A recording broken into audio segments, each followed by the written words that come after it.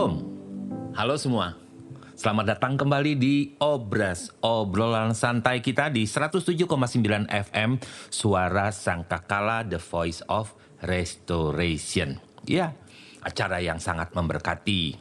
Dan hari ini saya punya sebuah tema yang sangat menarik, yaitu tentang trompet terakhir atau sangkakala terakhir, juga bisa dikatakan nafiri terakhir.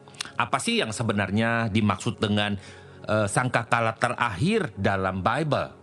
Apa benar ini ada kaitannya dengan peristiwa akhir zaman? Ya, bahasa pintarnya itu eskatologi gitu ya. Dan apakah ini berhubungan dengan salah satu nama calon kandidat presiden Amerika, Donald Trump? Ya, karena pakai nama Trump, trompet sangkakala nafiri.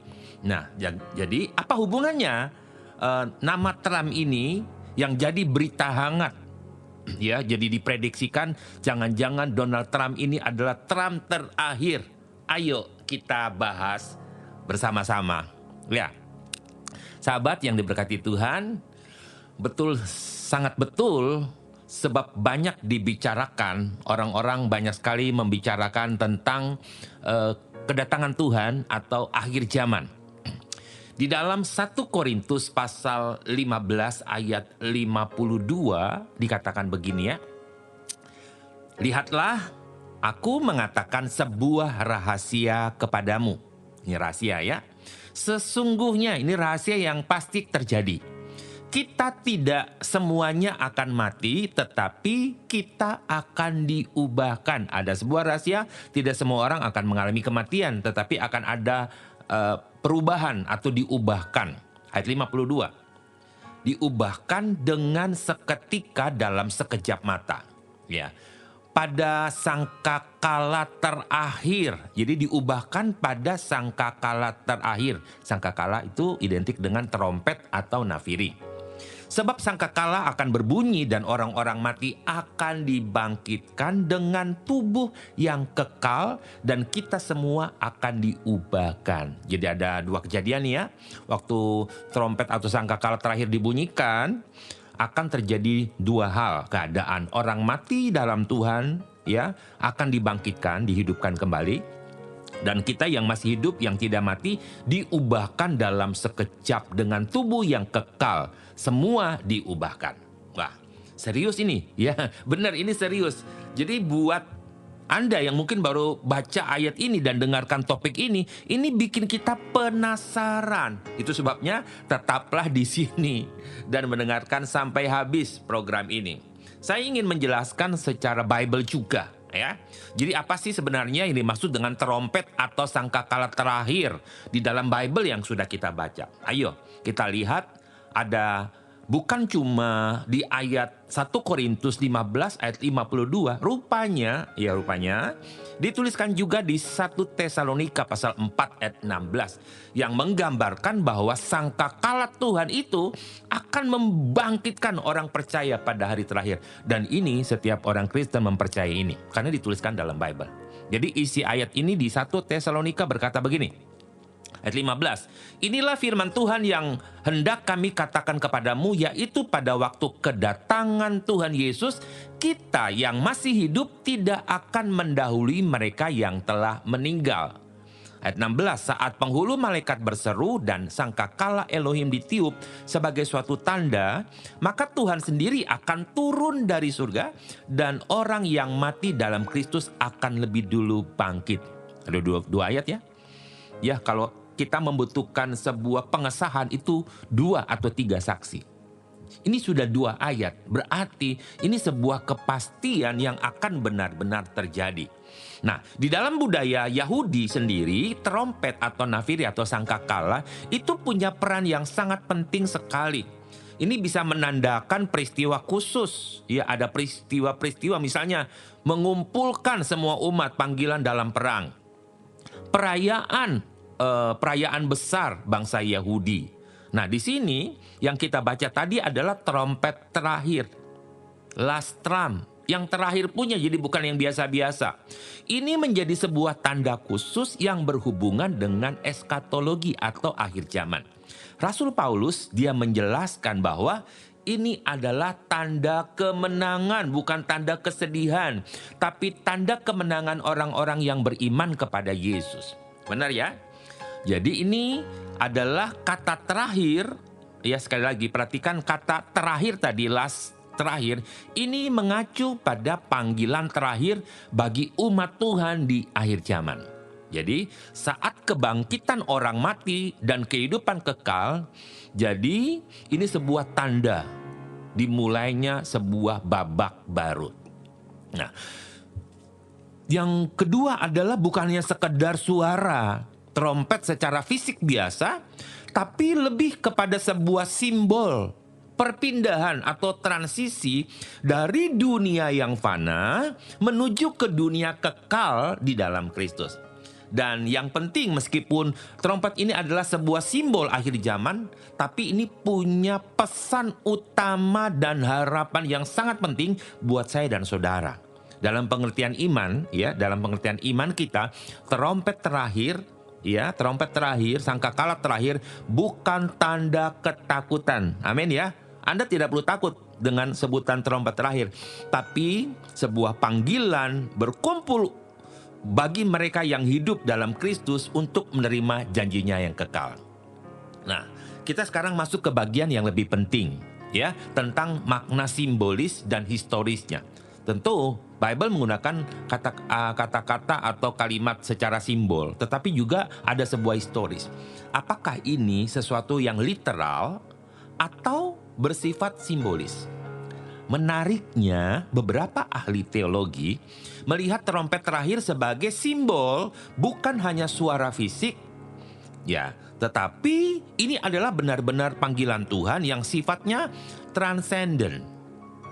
Ya, jadi bicara soal spiritual atau rohani. Jadi sejak zaman Yahudi, zaman kuno, beberapa budaya termasuk Yunani, budaya Romawi juga punya tanda-tanda atau simbol yang digunakan untuk memperingati akhir kehidupan atau sebuah perubahan-perubahan besar. Tepat sekali ya, jika kita bicara soal trompet terakhir atau sangkakala terakhir, ini bicara soal eskatologis akhir zaman, penggenapan janji. Jadi kita tidak sedang bicara tentang sesuatu yang bersifat kebetulan. Oh, nanti itu kebetulan saja. Tetapi ini tentang keselamatan yang disediakan oleh Yesus Kristus Tuhan bagi orang yang percaya. Nah, menariknya di sini ada kata Trump. Kita ingin berdiskusi ya tentang Donald Trump dengan last Trump. Gitu. Nah, bicara soal Trump atau trompet terakhir, ada banyak diskusi, banyak yang diskusi ya, banyak yang memprediksi, banyak yang menyampaikan kepada banyak orang, kepada jemaat tentang nama Trump, khususnya calon presiden Amerika yang sedang maju untuk kedua kalinya. Ya, setelah dia pernah jadi presiden, yang berikutnya dia gagal dan sekarang dia mengajukan kembali untuk calon presiden Amerika. Ada yang bertanya-tanya mungkin ya, apakah ini ada kaitannya dengan Trump terakhir, the last Trump, atau trompet sangkakala terakhir di dalam Bible, Alkitab saudara dan saya? Iya, jadi banyak juga yang mengaitkan hal ini. Mungkin karena nama Trump terdengar seperti trompet, atau trompet dalam bahasa Inggris kan, Trump gitu ya. Tapi yang perlu saya ingatkan bahwa Bible kita, Alkitab tidak merujuk pada satu individu. Bukan seorang Donald Trump-nya, tidak. Ketika kita sedang menyebutkan kata Trump, trompet terakhir, ini lebih kepada simbol akhir zaman. Sekali lagi ya, simbol akhir zaman. Jika ada yang merujuk pada Trump, ya silahkan saja, sah-sah saja menurut dia prediksinya. Tetapi saya mau katakan, sesuai dengan apa yang Bible tuliskan, ini pesan terakhir yang merujuk kepada tanda akhir zaman. Jadi trompet mungkin lebih kepada simbol akhir zaman, tanda kebangkitan dan penghakiman. Apakah Donald Trump adalah tanda kebangkitan orang mati dalam Tuhan? Atau kita diubahkan dalam sekejap gara-gara Donald Trump? Gara-gara ada Trump-nya? Oh enggak, gitu ya. Menurut saya sih tidak, gitu ya. Jika ada yang mau prediksi itu adalah the last Trump, mungkin sah-sah saja menurut dia. Ya, Jadi persis ya, kalau kita melihat secara persis persamaan nama Trump di sini bukan hal yang harus saya tafsirkan secara literal. Trump terakhir, trompet terakhir, the last Trump adalah Donald Trump. Tidak. Ingat, Bible punya konteks tersendiri dan setiap kata atau simbol di dalamnya itu memiliki makna yang sangat mendalam. Kalau kita mengaitkan sesuatu yang secara biblikal Alkitabiah dengan sosok atau peristiwa tertentu tanpa ada dasar firman Tuhan yang tepat, maka kita bisa keliru. Setuju kan? Jika engkau setuju, Anda dapat menuliskan dalam kolom-kolom yang sudah disiapkan. Mungkin ada masukan, ada pemikiran lain, ada tafsiran lain, ada prediksi lain, silahkan dituliskan. Tuhan seringkali menuliskan menggunakan simbol-simbol untuk mengingatkan bukan sekedar permainan kata. Jadi kita perlu hati-hati agar tidak tergoda dengan spekulasi atau penafsiran yang secara kebetulan saja.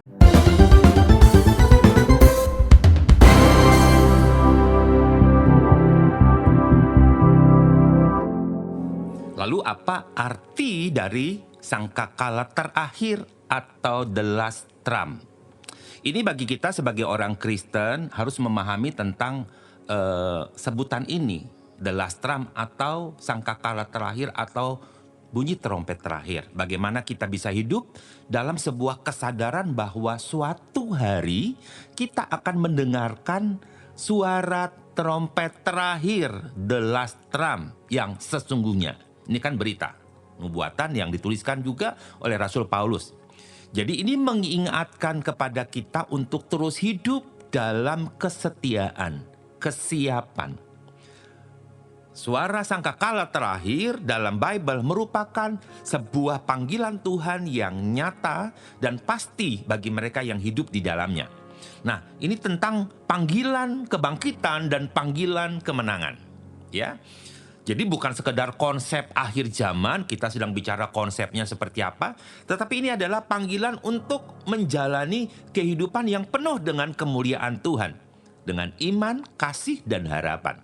Jadi mari, jika kita menganggap trompet terakhir sebagai sebuah pengingat bahwa hidup kita hanya sementara di bumi, dan kita harus siap dalam panggilan yang kekal.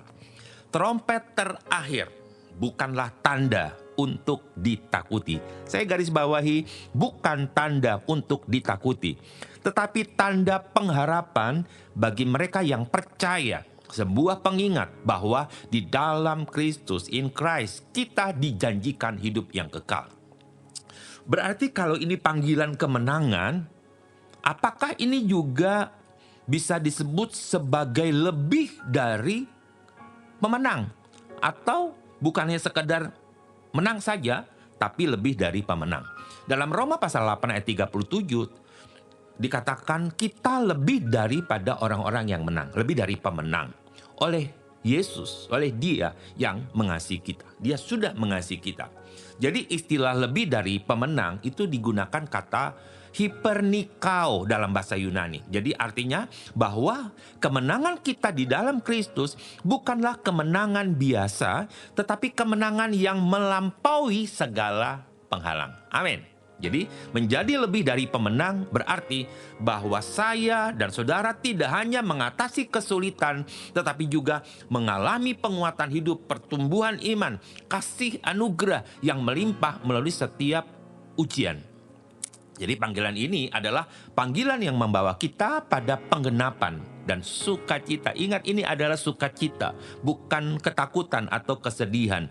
Jadi melebihi segala kemenangan yang pernah kita alami di dunia. Di dunia sifatnya sementara. Jadi kemenangan yang Kristus berikan kepada kita yang pertama ini bicara untuk mengalami hidup yang kekal tapi masih hidup di bumi. Ya. Sempurna pekerjaan Tuhan, kekal apa yang sudah Tuhan lakukan kepada kita. Kemenangan yang pasti. Ya, jadi kemenangan yang pertama yang kita alami di bumi adalah sementara sifatnya. Kita menghadapi tantangan, persoalan, ujian, pencobaan, tetapi di dalam Kristus kita diberi kekuatan untuk bisa mengatasi semuanya. Ini adalah kemenangan yang menandai bahwa perjalanan iman saya dan saudara sehari-hari kita hidup dalam anugerah kemenangan demi kemenangan. Namun, kemenangan yang kedua dalam The Last Trump, ya, sangkakala terakhir, ini bicara kemenangan abadi. Kemenangan kekal, yaitu ketika kita akhirnya bersatu dengan Tuhan Yesus di surga, dengan Bapa di surga. Inilah kemenangan yang sesungguhnya, di mana tidak ada lagi mengalami kesakitan, penderitaan, kematian, tetapi menikmati hidup yang kekal bersama Tuhan.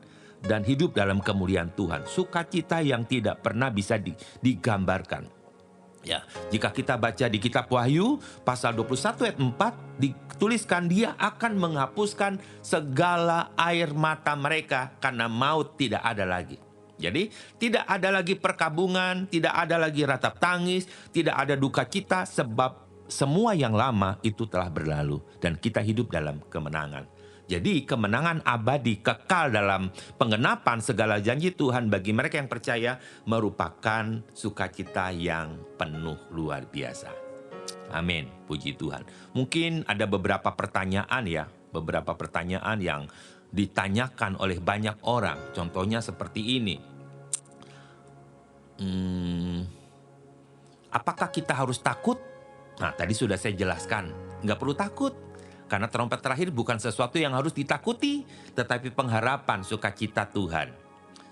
Kalau begitu, apa yang bisa saya lakukan untuk mempersiapkan diri menyambut trompet terakhir? Nah, ini keren ya.